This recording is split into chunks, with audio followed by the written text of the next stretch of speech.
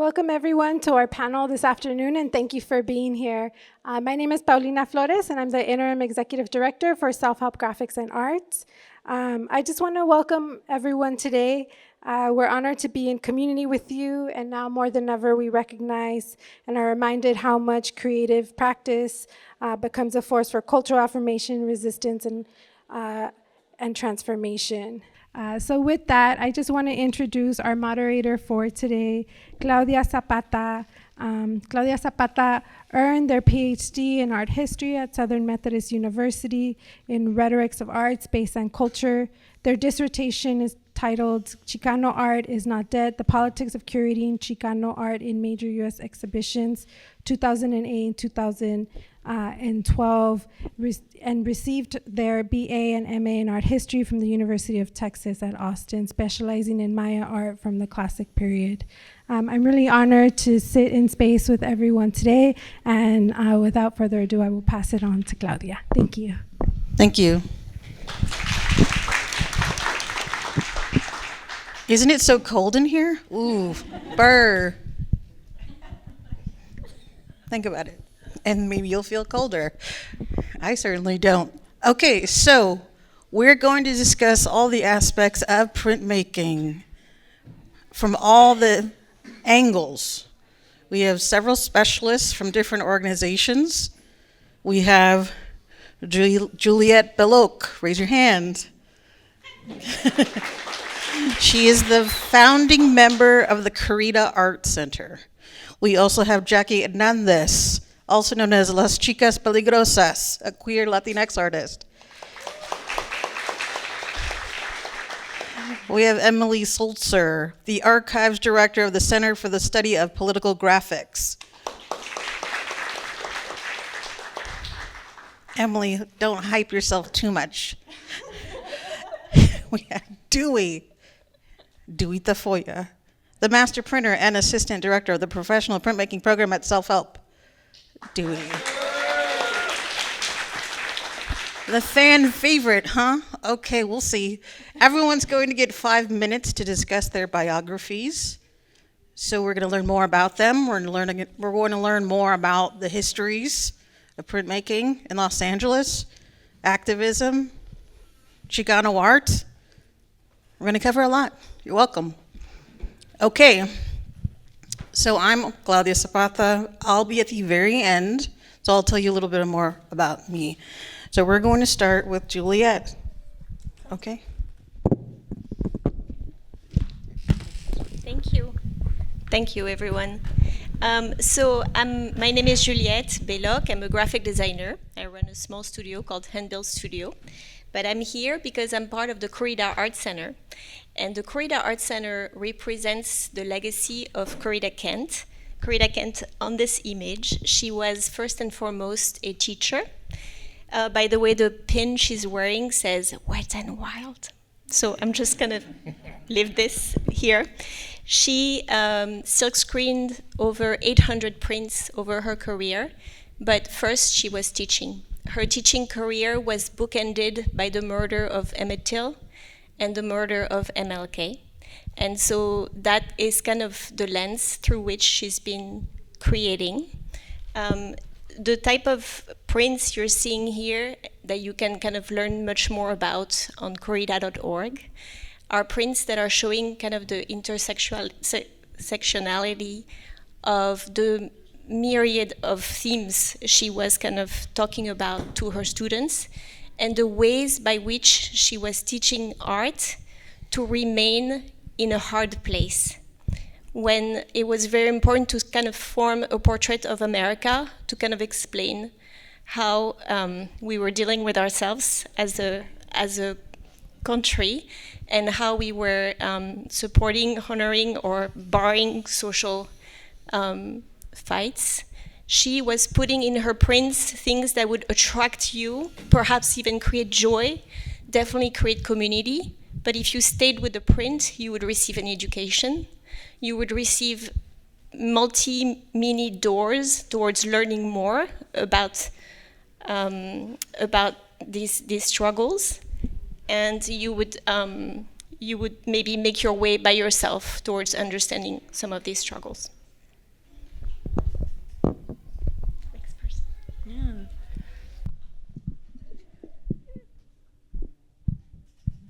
Well, I can start. So my name is Jackie. I go by las Chicas Peligrosas. I know sometimes people think it's a collective, but it's just a name I created when I had just recently started making artwork, and I really wanted to capture all the different characters I was creating. So I was like fresh out of high school, going into college. You know, I'm a young youth trying to figure out life, and then navigating college as a first generation student. So I really was creating all these characters that were really confident, fierce, and kind of wanted to separate myself from my artwork. But, you know, as I grew and like started creating more, I realized my art was just an extension of myself. And I think through my art, it really helped me build that confidence. And so then that transition of once I found my style and who I was, I started branching out and wanting to create artwork about my community, of where I come from, who's the people that hold me up when the world is literally burning all over us. So a lot of my artwork really is just inspired by different neighborhoods. I'm from Pico Union, born and raised, and I'm just really appreciative of all the people that have like really supported me in different ways, in different capacities. I've seen neighbors like fight and resist gentrification, landlords harassing them. And so I think a lot of like my artwork really shares the stories of those fights, but also just like the beauty and the culture of these neighborhoods. And so these are just different examples. I work with various mediums. Screen printing has been one of the ones that I've been focusing most in the last like 4 years. And so, but I've worked with murals, I've done digital artwork, and so forth. And I'm also a teacher. I just finished the first week of Soy Artista self-help graphic summer youth program. So I was teaching the youth 11 to 14 how to create stencils. We screen printed, spray painted, and then we did a collaborative mural. And a lot were really inspired, and we really discussed about just how the community has been resisting ICE raids and all the kidnappings happening. So they created work just fighting against ICE, and yeah.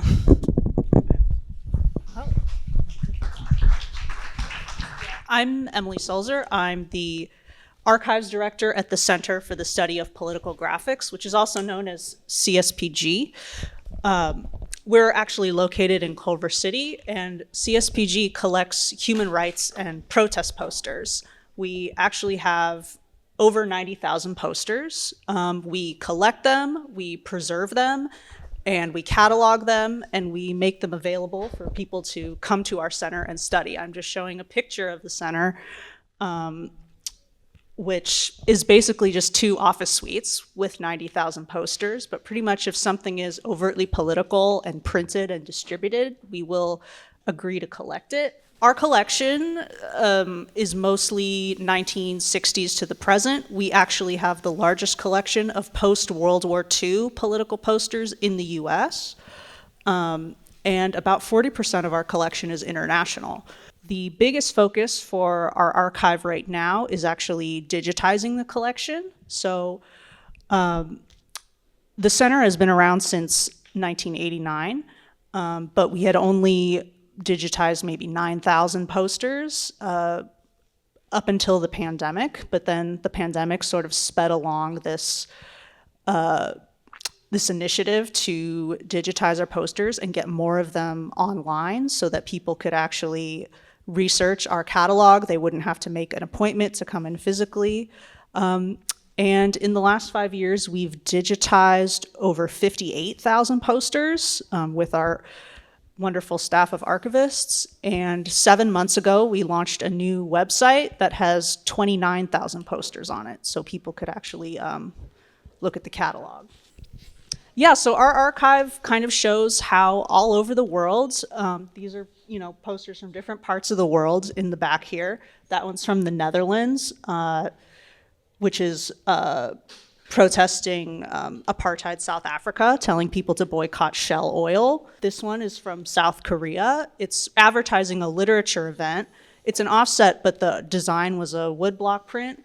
It's a literature event advertising, that's themed around the unification of North and South Korea. So you have this one from Oaxaca, 2006, when 70,000 teachers went on strike. demanding the removal of the governor Ulysses Ruiz Ortiz. And that's a shot from our exhibition that we did earlier this year on immigrant rights posters at an LAUSD school. So we also try to create exhibitions with our posters, and in CSPG's 36-year history, we've traveled exhibitions at over 400 different venues, including self-help graphics. But yeah, if any of you make protest posters, we would love to have you donate them to the archive so that we can keep it representative of all the ongoing struggles that people are protesting now. Thank you, friend. Great space. If you haven't had a chance, go there and look at all their archives, because I think they have really great access, and you could just pull stuff up out of keywords and all that great stuff. So I nerded out on that. My name is Dewey Tafoya. I'm the current Self-Help Graphics Master Printer and Assistant Director of the Professional Printmaking Program. There's a lot of P's in there. I've been with the org since 2002, 2001. I started off through a class at UCLA called Audio Service Learning, and I picked Self-Help as a nonprofit to kind of work with because they were close to my house and I didn't have to catch the bus there. And it was somewhere that was close to my house and that I knew about, but I knew about it as like a place where they had punk rock gigs. And we'd go there and we'd see stuff and we were like, what do they do here? I don't know, they're like locals and they paint their faces and they burn shit. So I think for me, it was a chance to kind of check it out and get my foot in the door and kind of see what they do there. It was funny because I feel like 2 weeks into my internship, I guess is what it was, I had asked them to sign paperwork and they thought I was doing community service.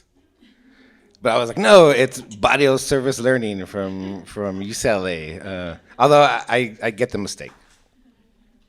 But I've been there ever since. I started off doing Day of the Dead workshops with the community. We volunteered and did workshops in the beginning, and then they were able to get money and kind of pay us a couple of bucks.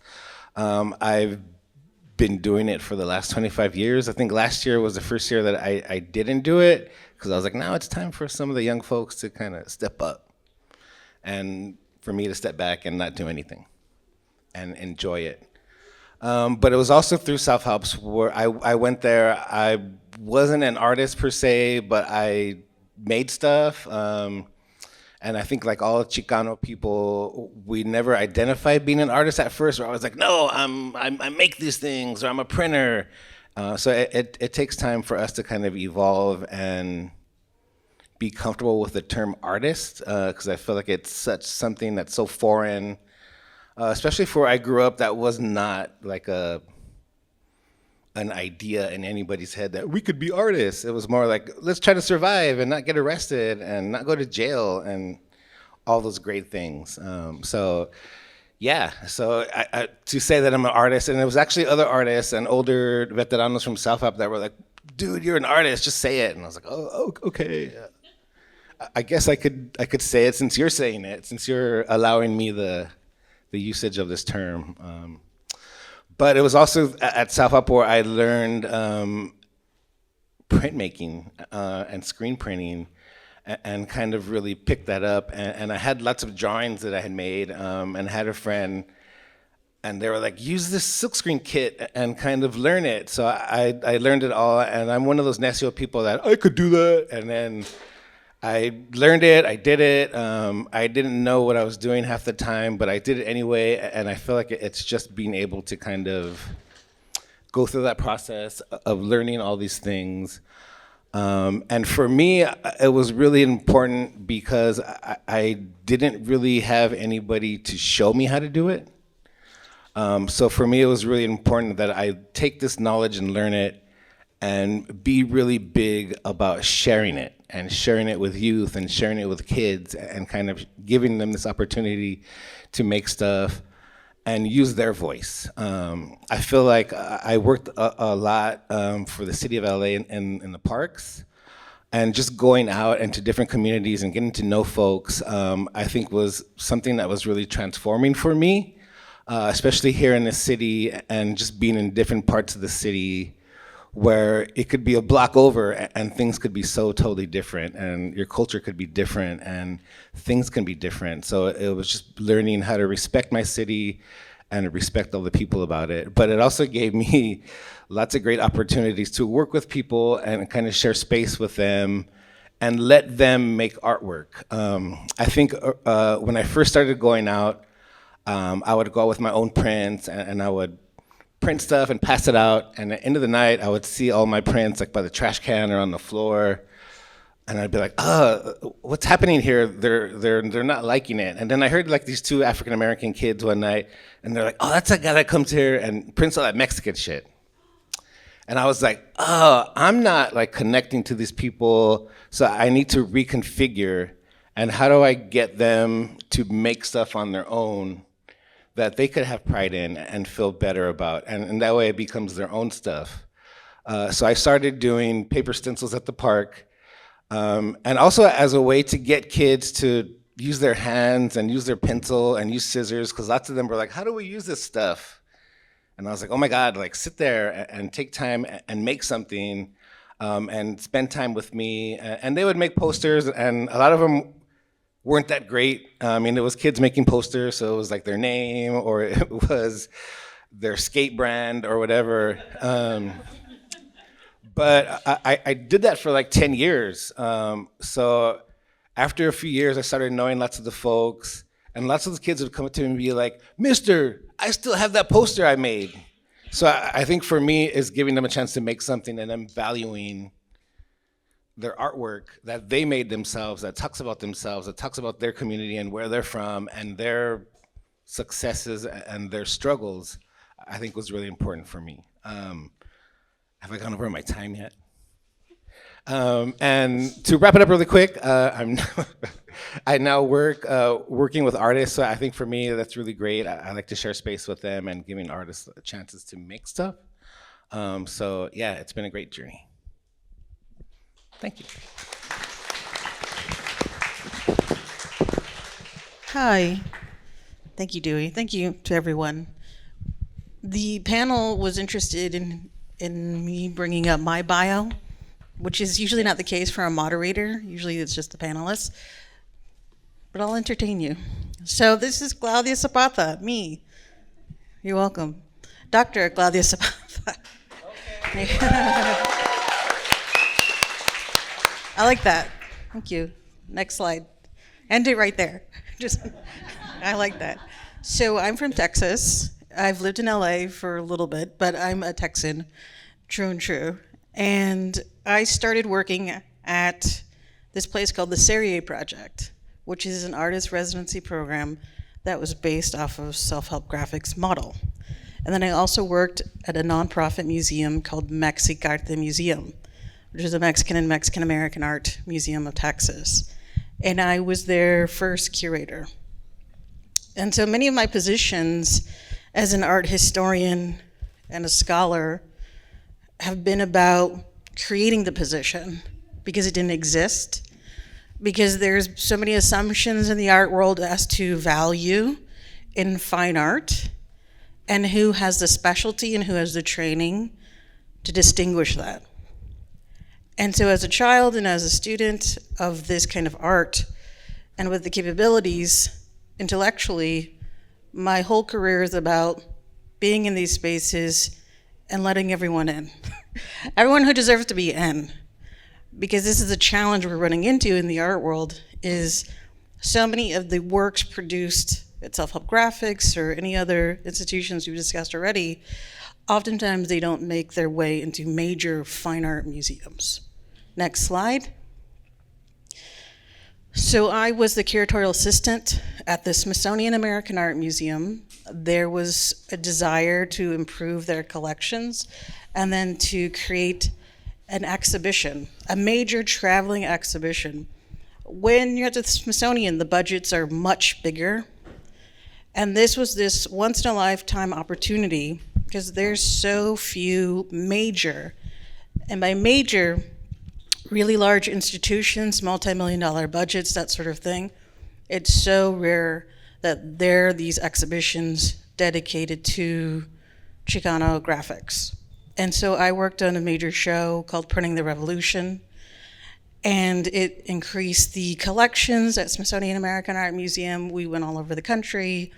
We met with artists, we met with the print centers, and we acquired all these new works of art for the collection of the Smithsonian. And with that is this preservation, the perpetuity, forever. It then is bestowed by the Smithsonian as saying, this is the history of America. This is the history of the US. And these are the objects we've approved to tell that history. And so I was a part of that team that acquired many self-help works and that changed the history of American fine art as we know it.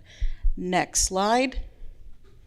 There was an accompanying exhibition catalog that's available for sale online. It's through Princeton University Press. And I helped design it, and I was part of that team. And it's one of the major publications of this field of Chicano printmaking, of printmaking in general. Oftentimes the stories of printmaking in LA or the US exclude Latino voices, Latinx voices, Chicano voices. There's a different hierarchy in terms of the medium, because oftentimes it's screen printing. And we'll discuss that more in depth. But there is a difference that's very much felt in the books, in the histories. And so with these kind of injections, these multi-million-dollar injections, we're changing that. We're rewriting history, we're fixing it, revising it, and properly recognizing those that need to be included. Next slide. So I also was asked to continue the project of Printing the Revolution, because if you do works on paper, you can only take that exhibition so many places because of conservation needs. And this is something that's very interesting in the case of kind of like self-help or institutions, or you may have a print that you've had on your wall for 1 year.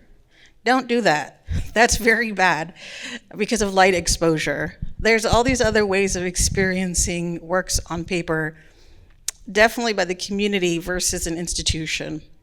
And so with a major exhibition, for example, with Printing the Revolution, you could only take it to so many venues and the works of art could only have so much light exposure. But there was such a desire for that subject matter across the nation of very much stories that are produced here in LA and by self-help graphics artists, and the whole nation was interested in it. Major institutions from all over the country, Florida, Maine, they're all interested in these works. And so we produced another exhibition called Radical Histories that is on tour. It was at Colby College in Maine, and in the fall, it will be at the Huntington, so much closer to you. And this features Chicano graphics from the permanent collection at Smithsonian American Art Museum. Next slide. So I'm also an artist, which is great in the sense that you understand a different angle of the story of printmaking. You understand the different angles of art making. Because oftentimes if you're a scholar, you're a curator, you're very much far removed from that experience. It's something distant, it's something that's you're not involved with in the making or technical. It's a different approach to how you're processing that information. But if you also are a maker, you're understanding the context of the production of most of these artworks. Next slide. And so my current role, I'm the Associate Curator of Latino Art at the Blanton. The Blanton is a museum located on the UT Texas in Austin on their campus. It's one of the largest, if not the largest, campus museum in the country. So there was a position created, Associate Curator of Latino Art. Like most of my positions, they didn't exist before. So I'm the first. It's like being an astronaut. It's very the beginnings. which is great because you build this road for the next generation, but it's also very challenging because oftentimes you're the only one touting and advocating for your subject matter, for your artist. But this is what needs to be done. This is the current moment. And so right now, there's a gallery dedicated specifically to Latino art, and we're making acquisitions, and we're overseeing a very large donation from a collector named Gilberto Cárdenas and Dolores Garcia. They donated over 7,000 works of Latino and Chicano art, many of them self-help graphics prints. Okay, enough about me. Now we're going to talk about the panelists. We're going to go on to questions, and then after questions, then we're going to open up to you. Okay. Thank you very much for this portion. Okay, so now, Juliette, if you could get a mic.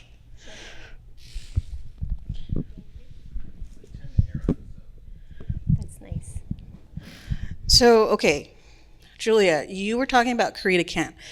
This is a figure in the history of printmaking, specifically screen printing. Again, when we're thinking about printmaking, works on paper, the multiple, when you're thinking about screen printing, there's always a hierarchy in fine art. The multiple is very low in that hierarchy, unfortunately. Painting really is king.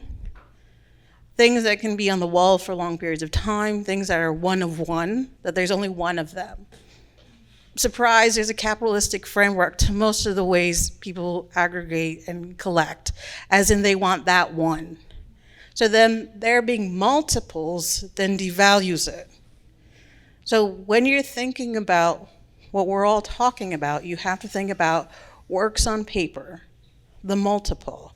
You have to think about those techniques that we're primarily talking about, and it's screen printing. And a key figure in the history of screen printing is Corita Kent. If we could talk a little bit more about Corita Kent, just generally, in terms of her bio, and her connection, because there's a direct connection with self-help graphics and this figure. If you could tell us a little bit more about that. Sure. Yes, so with a lot of the things you touched on, the one word that comes to my mind is mentorship. First of all, Corita didn't exist kind of on her own. She was part of a community of women who were fierce, highly educated, ambitious. They were teachers, they were teaching in schools where many Latino and Chicano students were going. So they were aware of many aspects of what was going on socially in the country.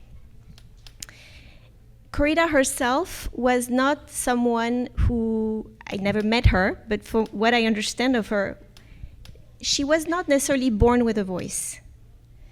And one thing that I think is incredibly important about this type of teaching, education, and this means of reproduction of the art is the fact that the more you do something, the more you find your voice. And she was told to go get her degree by her own mentor, who basically signed her up to USC, made her study silkscreen, and she learned from the wife of a Mexican muralist. So here is another woman teaching another woman who was told by another woman to go get an education. And then when she came back, she knew how to distribute her work. So there was a bit of a necessity of the work going out into the world. When you do multiples, that's what's happening. But you also make money quicker that way because you have a lot of them, and you can kind of have a bit of a sustaining system for yourself, and you're less dependent on your own hierarchy. So there's something about the multiple that is kind of taking many different themes together. You're more independent, and you can teach other people as you go. And you have to do many, and when you do many, you after a while, after the time that you spend, you may practice finding your voice as well. And I think that was part of Corita's career, and that I think it was as her own development, but I think it's also what she was teaching people, that there was a bit of a system, almost some soft skills to acquire to be able to stay in opposition to what you want to resist. So there's a little bit of even a management skills that comes with learning a skill, a practical skill like silk screening, that teaches you how to organize, how to come together as a community, and how to make event happens. And at the end, you have a banner, And that banner has a certain amount of colors that may attract other people. You're forming community, and eventually you can fit your entire culture, your communal culture, on that banner or on that sign. And what's interesting to me is that Corita often said that she put her hopes for everyone to see. So it's not necessarily that she was the most joyous person. It didn't start from a place of joy. It started probably from a very dark place. But the management of these ideas, of these political advancements, led her to come up with techniques that could really make room for everyone. And she had a fundamental belief that everyone is an artist. And in her mind, I think it meant everyone is a maker. And if you want a better world, you make it. That's what being an artist would be, Wonderful, thank you. So we're going to talk, thank you. If you could hand it to Jackie. So we're going to talk a little bit more about the process. Screen printing, as self-help is so great about demonstrating the technical processes of screen printing. What does that mean? Oftentimes there's this allure to fine art as to how do you make this happen? How is it done?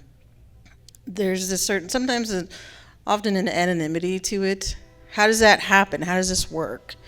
So screen printing in particular often is used in public demonstrations because it's a technique that allows that versus other etching processes and things like that. It's a little bit more difficult. Or lithography where there's a really large stone. This is completely different. So let's walk the audience and this train through this, because oftentimes you're holding works of art that have gone through many steps. This is the final baby. How did it get there? Walk us through that process, Jackie. Jackie and Dewey. So Dewey's role as master printer, unfortunately in the histories of art, often gets erased because this is someone that facilitates the production of the print. But they'll tell us more. Walk us through that. You have an idea, self-help, printmaking. I know nothing. Explain it to me like that. Yeah. Well, I think so many different artists approach it differently. When I was learning art, I started learning, aside from like drawing on paper, but also just drawing digitally. So for me personally, I'm the type of person that I plan everything out. Like I already have my digital mock-up of what I want my prints to look like. I wish I was like those folks that like they draw something and as it progresses, like ideas just flow in and then they just like add things. My brain doesn't work like that. Like I think I spend a lot of time in my concept, and I think that really forces me to just be intentional of like everything that I add into it. So when I'm creating, I'll just do a bunch of different drafts of different sketches, especially if I'm creating like a piece that is representing like a neighborhood, for example, like Koreatown. I'll think about like my experience walking down the street. What are other like my friends' experiences there? What are key moments, key memories that I've had in those places? And then just try to figure out how I can create one cohesive piece that really represents that. I definitely approach my work of emotion. So I think a lot about like how people are gonna feel when they see my work. And I often also like send like drafts to my sister, my friends, and ask them if like the idea that I have and if it's like kind of like guiding to that, to the goal. And then I think once I have that, it's just like really easy for me to move on to the next step, which is then printing. And it always humbles me. I feel like regardless of how long you've been printing, I think you always encounter different issues. I recently created a print with Dewey, and he's a pro. He has so many like years of printing, but it was also nice to see that you go through different issues and you're troubleshooting together, and it's really amazing to see that. But essentially, once you have your drawing, you separate it into different layers. Once you have your layers, you burn it onto the screen, and then the printing process goes in. And I think with screen printing, I really enjoyed it because I felt like I was able to take my digital stuff into like an actual handmade physical piece versus just printing it through a printer. And it just made me feel like there was more of like myself, my touch onto it, because I feel like each print is different. There's like variety of it, like how an ink is like there's more accumulation on this side of the print, or if like just the way of you're doing like a gradient of just like how the gradient flows through each print. But yeah, so that's just a little process of how I approach it, and Dewey can talk a little bit more about how he approaches printing.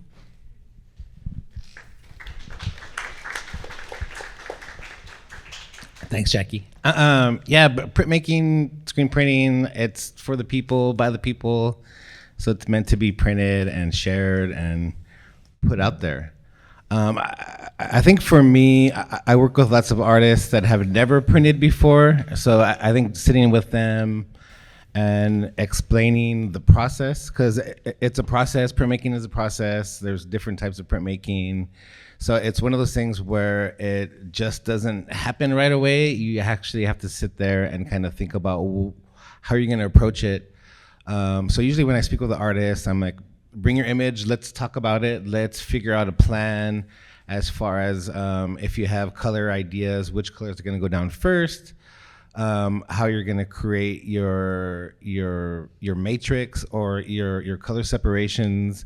So now lots of folks are doing it digitally, but they're also done by hand. So you can actually ink transparency paper or vellum or drafting paper and making sure it's really opaque on there, and then transferring that to a screen coated with photo emulsion, which is a chemical that's sensitive to ultraviolet rays. And once you have that ready and your image ready, then you can go ahead and expose your screens with the light. This is all like the technical science process, so don't fall asleep, y'all.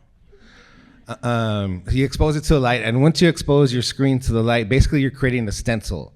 So for example, if you have an image that has 4 colors, you're gonna create a stencil for each of those 4 colors and print them in order, either from light to dark. So going from a light and then layering them on top.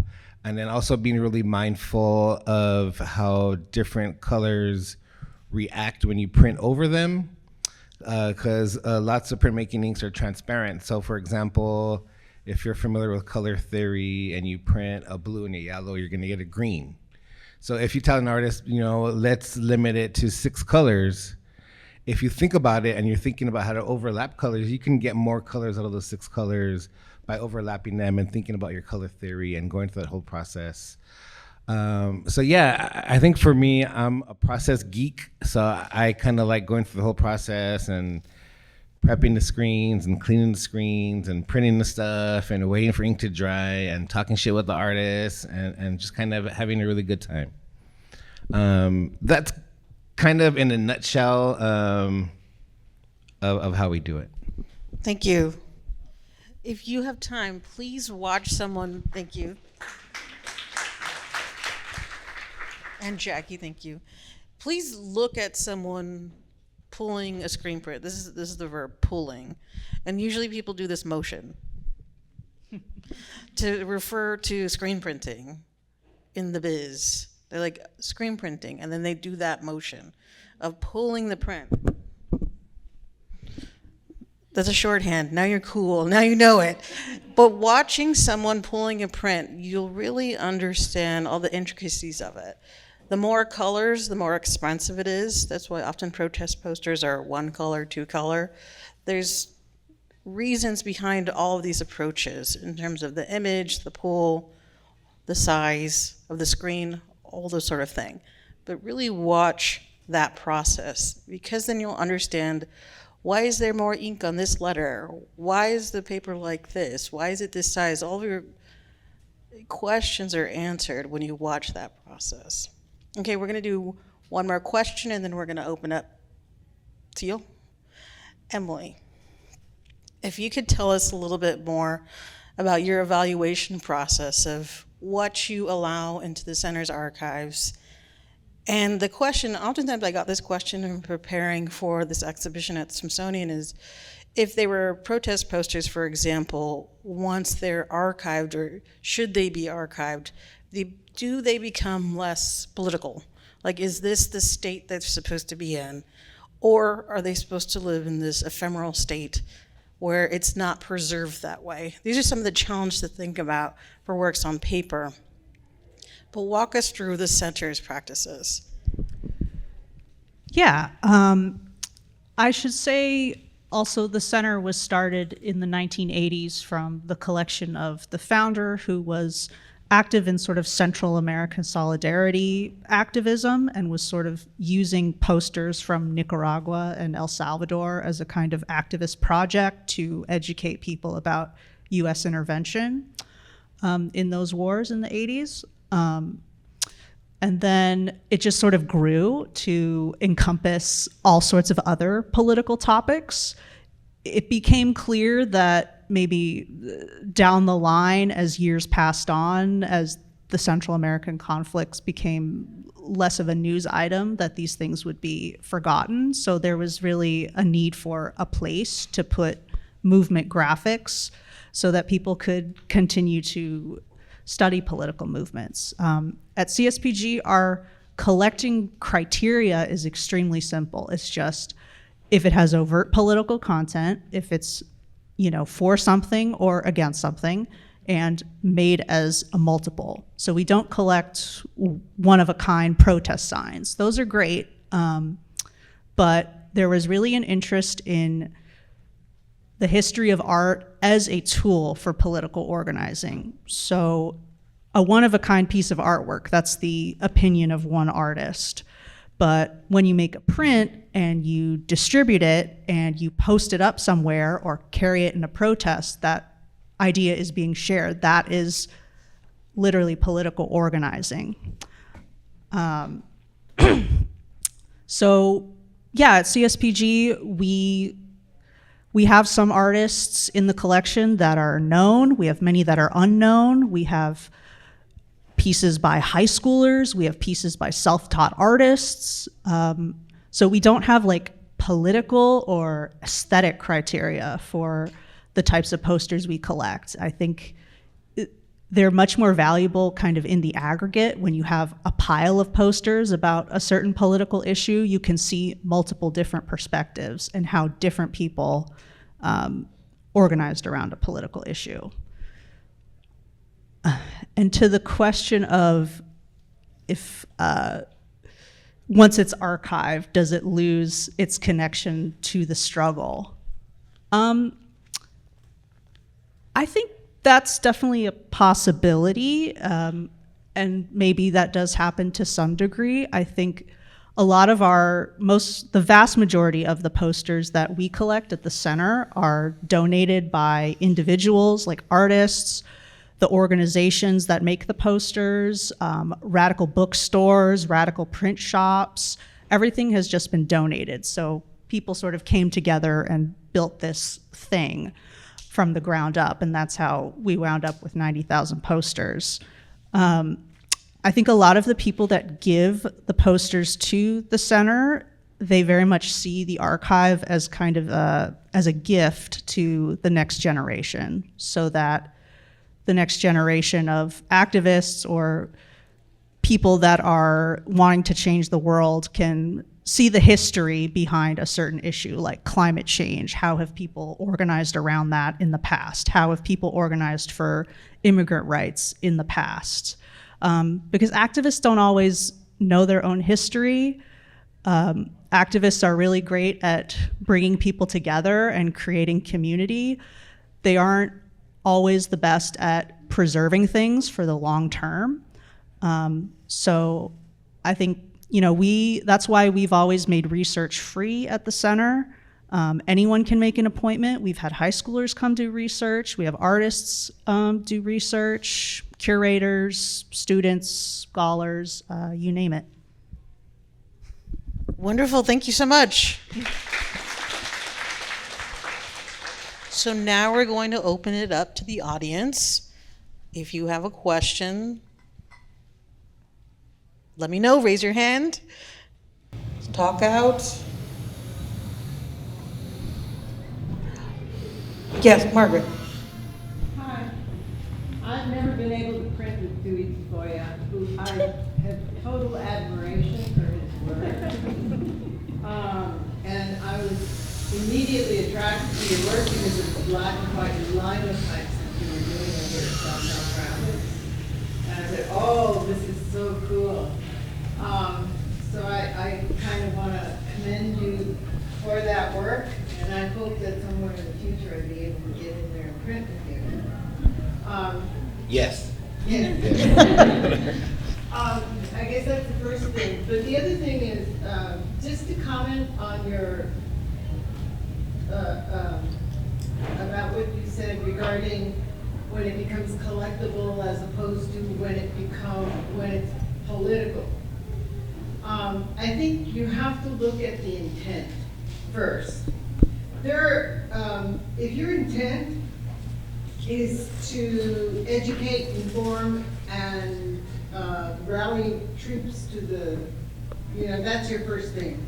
It's not about whether or not it's going to be collectible. The political artist doesn't put that on the front burner. They put that on the back burner. It'll become collectible when so many of them have disappeared and people didn't know what they had in their hands. Mm-hmm. And they go, oh, I should have saved that. I had one of those, Yep. And some of those are not numbered. Sometimes the paper isn't archival and starts getting kind of yellow and brown, right? But you try to preserve it and keep it, it becomes what they call vintage, right? Because when all is said and done, and all those other posters disappear, you may have done 200, but out of 200, maybe 3 survive. And that makes them very collectible, and that makes them worth a lot of money.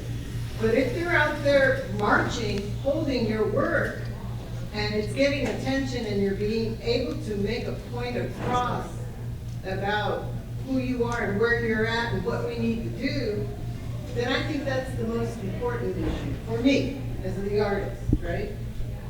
So,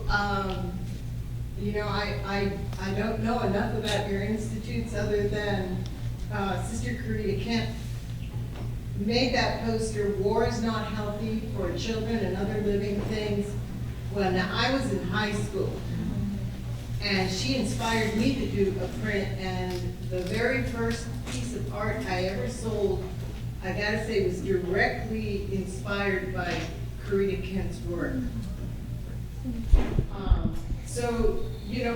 From that standpoint, that's all I want to add. And thank you for being here and sharing these. Thank you. Also, a little context for the audience. This is Margaret Garcia who just spoke, one of the great Chicana artists of our time. She's produced several prints at Self-Help Graphics.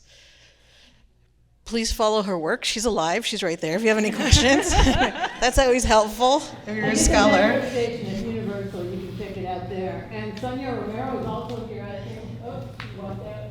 But she also has, it looks like papel picado that's metal that's around the parking lot, and we all have stations.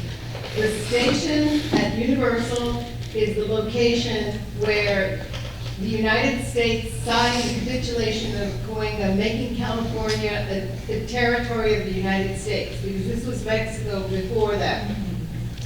And all the history that led up to that point. And I'm saying that out loud because a lot of us don't know what that history is, and we're under siege right now, and we need to educate ourselves in terms of what our contributions are, because we are the founding culture of this city and state. Great. Thank you. I think Margaret brings up a great note about the print and the different types of prints you'll encounter. For example, if you're holding a print, most likely today the giveaways aren't signed by an artist, they aren't numbered, they aren't titled. There's not a chop, which is this embossing that happens. If you go into a museum or a gallery that sells fine art prints, in the lower register, there's all this information about the work. And it tells you the year, the title, the name. It has all these refined ways of just giving you information, these approved taxonomies by fine art. If you have a political work of art that's a multiple, often it wasn't done on a specific paper that was meant to last forever. It's often the cheapest paper. So really old political graphic works, they're often yellow. The way paper is usually sold to fine artists, they say acid-free paper. When we were developing the show at the Smithsonian, we would say the works of art were acid-full paper because it was nothing but yellowed work. And you would ask artists, why did you use this paper? They said, I had leftover paper from a job. Why is it this size? I cut it down in fours so I can make more of it. There's this adaptation, rascuachismo, the DIY. There's oftentimes working on the back of prints. Prints often can have two lives too, just depending on the work of art. Always look in the back. So there's other experience and context to a lot of the political graphics that we're dealing with that have a completely different way of evaluating them versus the realm of other fine art prints. Dewey, was there anything you wanted to add to Margaret's comments? Not really. I think for me, as a printmaker, and I do make a lot of political prints that are giveaways, and you're right, Margaret. I like to see people having them out there, and I don't really think about where it's gonna or how much it's worth.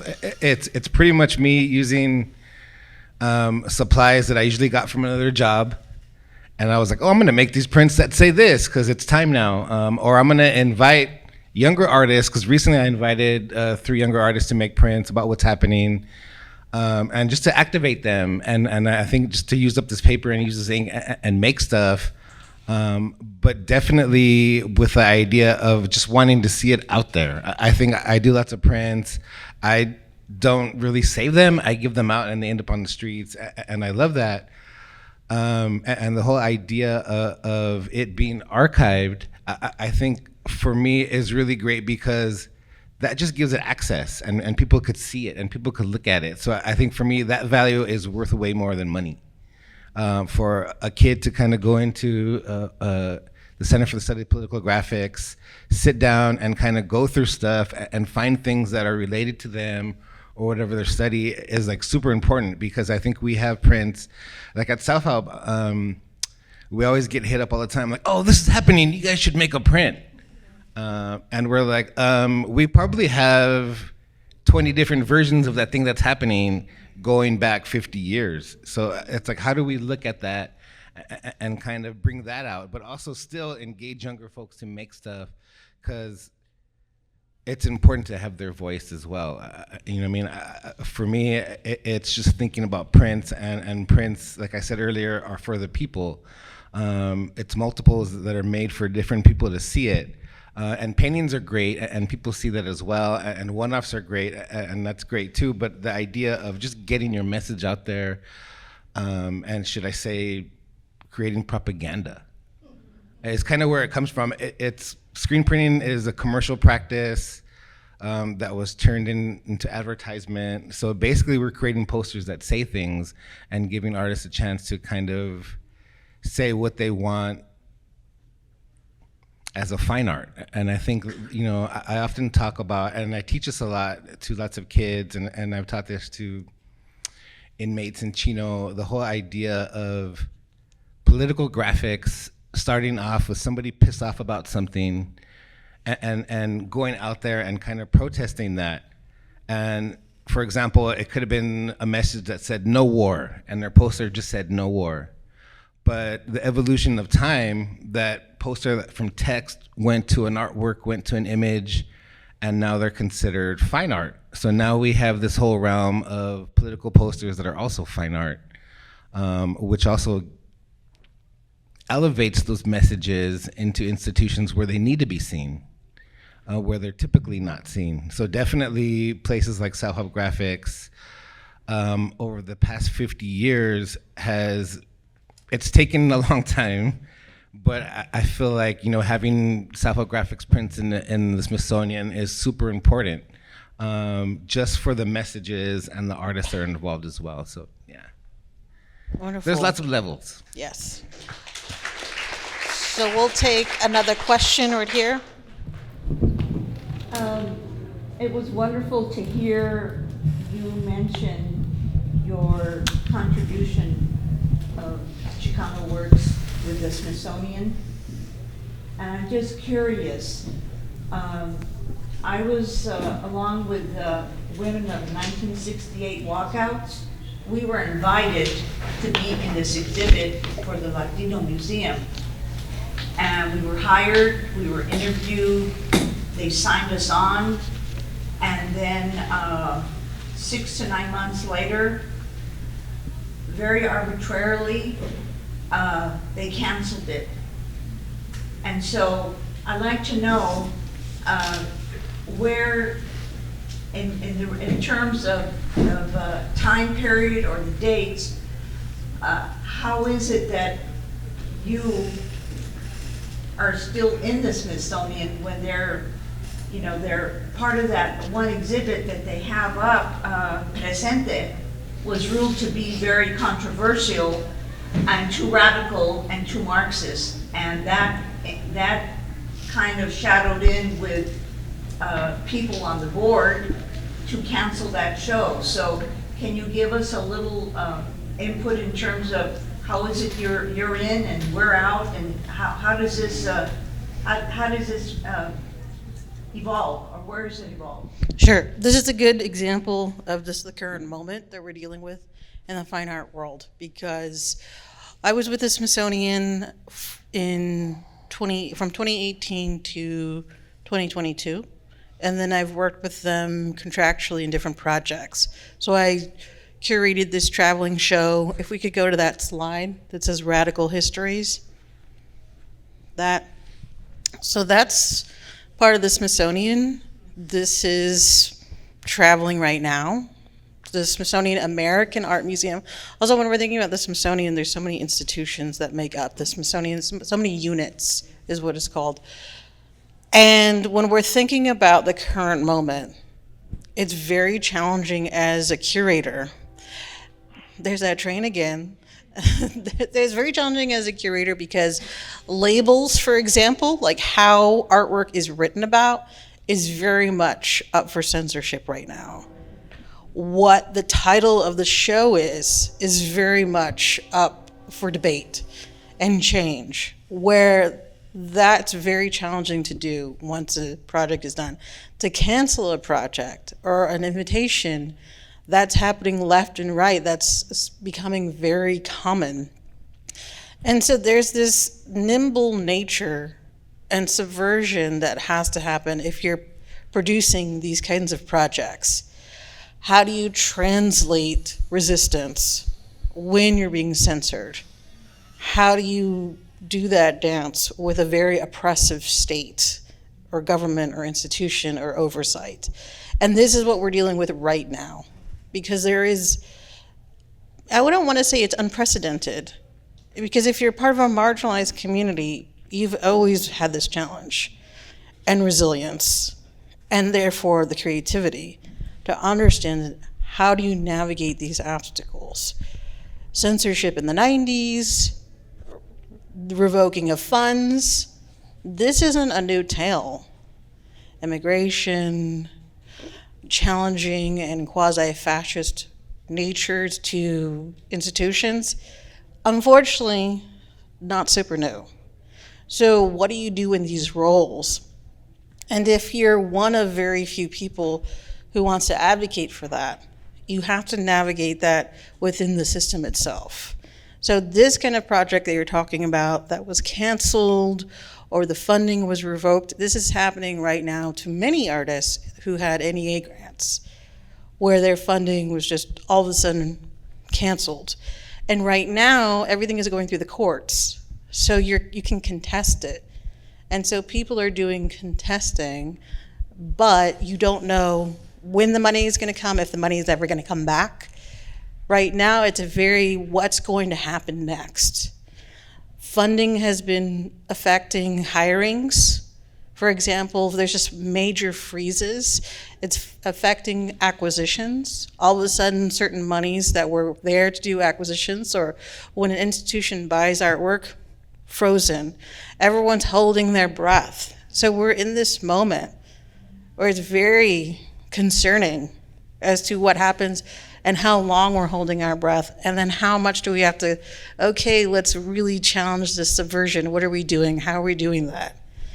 And a lot of that really, in the current day and age, is about subverting text online. Like what exact words do you use in titling projects? Because that's really what's up for debate, is very specific words. And with that, it's a really technological digital space that we're thinking about. Because right now what's happening is machine learning, or machines, basically certain softwares, are sifting through a lot of data and trying to find certain words. And that's where we're at. But that means you can circumvent that. What new words, what new approaches? It's a matter of language. And there's so many histories of that in art history, for example, in Latin America, Central America, the United States, of what do you use to tell the message that you still want to do, you don't want to give up? How do you abstract it? How do you subvert it? How do you alter it to still engage with all of that and still to be very much in the political moment? What Self-Help Graphics is doing, for example, they're still producing work that's saying these messages. So we're not totally removed.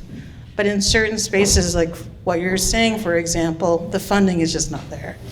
And it's up for debate. I may add that the person that canceled the show was recently in LA asking for money for the Smithsonian. This very same person that shut us down had the audacity to show up in Los Angeles asking for money to fund the Latino Museum. This is the challenge of funding, of what are we going to do, how are we going to do it, and everybody is struggling right now. So we're going to take one more question, and then we're going to wrap up and continue the conversations after this. One more question. There you go. What do you envision for the future of LA printmaking?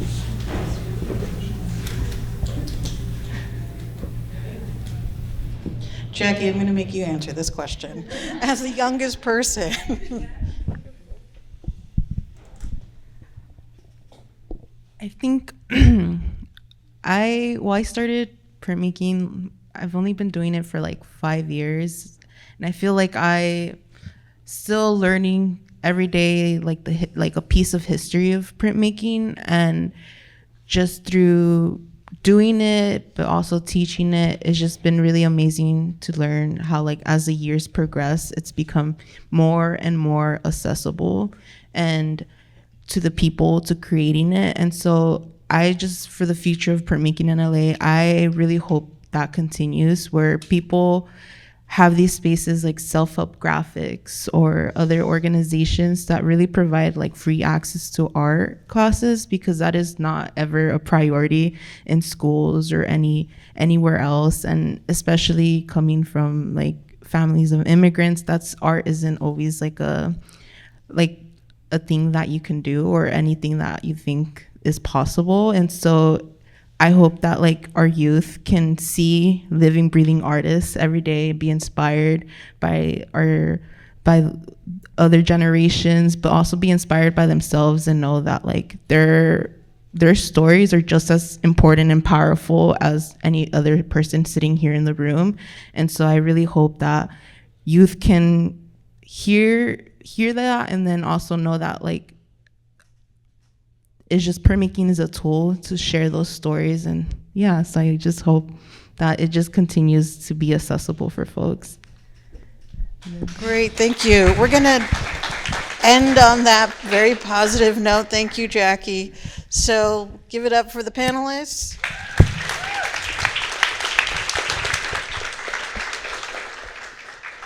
And if you have any other questions for us, we're sticking around just a little bit longer. Thank you so much.